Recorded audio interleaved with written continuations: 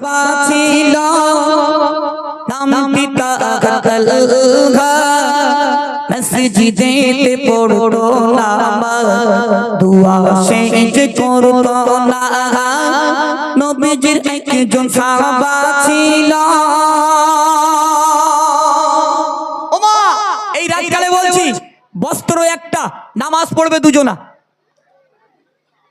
কবরে যাবেন যার যা শাড়ি তোলা আছে বাক্সয়, যার যা বরখা তোলা আছে, তারপরে টুম্পা সোনা, কাঞ্জুবরণ, তারপরে অনেক কিছু নাম মন থাকে না, বয়স হয়ে গেছে তো জি, এগুলো সবাই তোলা আছে, কিন্তু নই পাকে সাহাবার খাওয়া হতো না। এই রাতকালে বলছি একটা বস্ত্র মায়েরা নামাজ পড়বে দুজনা। স্ত্রী উলাঙ্গ হয়ে গর্তর ভিতরে বসে আছে আর স্ত্রীর কাপড়টা নিয়ে তালেহা রাদিয়াল্লাহু তাআলা আনহু তিনি দৌড়ে দৌড়ে দৌড়ে দৌড়ে মসজিদে নামাজ পড়তে যাচ্ছে। একটু মন দিয়ে শুনবেন, চোখ দিয়ে টপ টপ করে পানি পড়বে। দুনিয়ার জমিনে আমরা যা করছি এর শাস্তি আমাদের কবরে নিতে হবে। এমডি মতিউর রহমান ভাই কি বলছে, মন দিয়ে শোনান। নবীজির একজন সাহাবা ছিল নাম পিতা কালঘা। নবীজির একজন সাহাবা ছিল নাম পিতা কালঘা মসজিদেতে পড়তো নামাজ দুয়া সেজ করতো না নবীজির একজন সাহাবা ছিল নাম পিতা কালঘা মসজিদেতে পড়তো নামাজ দুয়া সেজ করতো না। নবীজির কিছু সাহাবা চলিল রাসূলের কাছে থেকে, ইয়া রাসূলুল্লাহ ইয়া হাবিবাল্লাহ মোদের একটি আরজি ছিল, মোদের একটি আরজি ছিল, তোমার তেলেগা নামাজ পড়ে, তোমার তেলেগা নামাজ পড়ে দুয়া কেন শেষ করি না, ইয়া রাসূলুল্লাহ ইয়া হাবিবাল্লাহ মোদেরকে একটু বলো না, মোদেরকে একটু বলো না। নবীজির একজন সাহাবা ছিল নাম পিতা কালঘা মসজিদেতে পড়িতো নামাজ দুয়া সেজে ওই করিতো না, দুয়া সেজে ওই করিতো না। ইয়া রাসূলুল্লাহ ইয়া হাবিবাল্লাহ হুজুর আপনার সাহাবা নামাজ পড়ি দুয়া করে না, ওগো আমার দয়ার নবী, ওগো আমার দয়ার নবী একটু যদি বলতেন আমরা সাহাবা পরিষ্কার হয়ে যেতাম।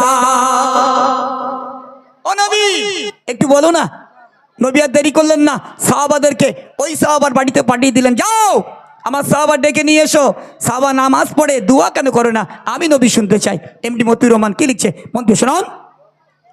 রাসূল বলিল ওগো সাহাবা যাও না তেলেগা বাড়িতে গিয়ে যে বলো ওগো তেলেগা রাসূল তোমাকে ডেকেছে, রাসূল তোমাকে ডেকেছে, তেলেগা দৌড়ে দৌড়ে তেলেগা দৌড়ে দৌড়ে রাসূলের কাছে আসিল, ইয়া রাসূলুল্লাহ ইয়া হাবিবাল্লাহ আমাকে আপনি ডেকেছে, আমাকে আপনি ডেকেছে। নবীজির একজন সাহাবা ছিল নাম পিতা কালঘা মসজিদেতে পড়িতো নামাজ দুয়া সেজে ওই করিতো না, দুয়া সেজে ওই করিতো না। আপনার গ্রামে অনেক আলেম ওলামা আছে, তারাও মাইকের আওয়াজ শুনছে। মায়েরা একটু মন দিয়ে শুনুন। এবার দয়ান নেই প্রশ্ন করলেন, ও সাহাবা সব সাহাবারা আমার কাছে নালিয়ে দিয়েছে তুমি নাকি নামাজ পড়ো দুয়া করো না।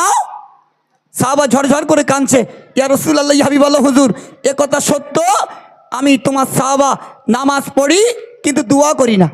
কেন করো না? সাহাবা কাঁদছে আর দয়ান নবীর কাছে বলছে। শেষ কথা এমডি মতিউর রহমান কি লিখছে, মন দিয়ে শুনুন।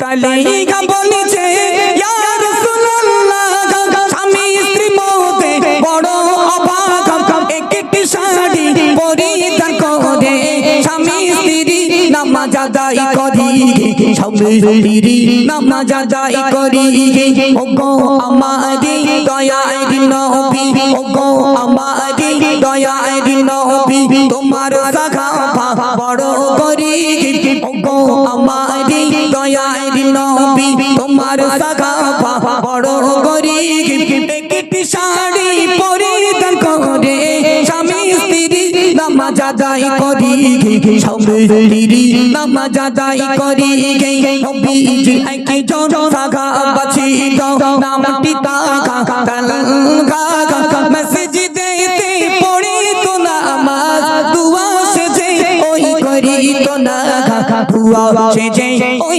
করিত না ইয়া রাসূলুল্লাহ ইয়া হাবিবাল্লাহ হুজুর আপনার সাহাবা আমি বড় গরীব।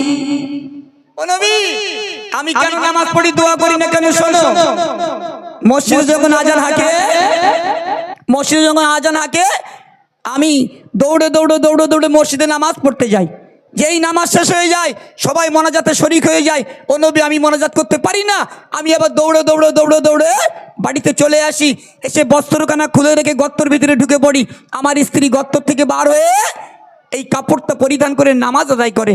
ও নবী বেয়াদবি নেবেন না, তোমার সাহাবা আমি এজন্য নামাজ পড়ি দোয়া করি না আমার স্ত্রীর নামাজটা যেন কাজা না হয়ে যায়। একবার জোরে হোক না সুবহানাল্লাহ, একটু জোরে বলো সুবহানাল্লাহ। ওমা তাহলে কি বোঝা গেল? স্বামী স্ত্রী খাওয়া হয় না কিন্তু তারা কত মিল কত মহব্বত। আমাদের গিন্নিগুলোর শোকেজে শাড়ি ধরে না, টালের পরে টাল। তাও যে ঈদ মোবারক আসে আমাদের পিঠির তেল মাখায়, একটা শাড়ি দাও, দিলি ভালো না দিলি মুখ হাড়ির তোলা। তোমার ঘাড়ে যদি হাত অন্তর বাস পড়ে তাও ঈদের দিনও শাড়ি দিতেই হবে, না দিলে মুখের দিকে দেখা যাবে না। হ্যাঁ মাঝখানতে বালিশ ভাগ হবে। তুই ঠিক কথা বলেছিস ভাই। হ্যাঁ মাঝখানতে বালিশ ভাগ হবে। মা শোনেন, তাদের খাওয়া হতো না কিন্তু তারা স্বামী স্ত্রী মিল ছিল।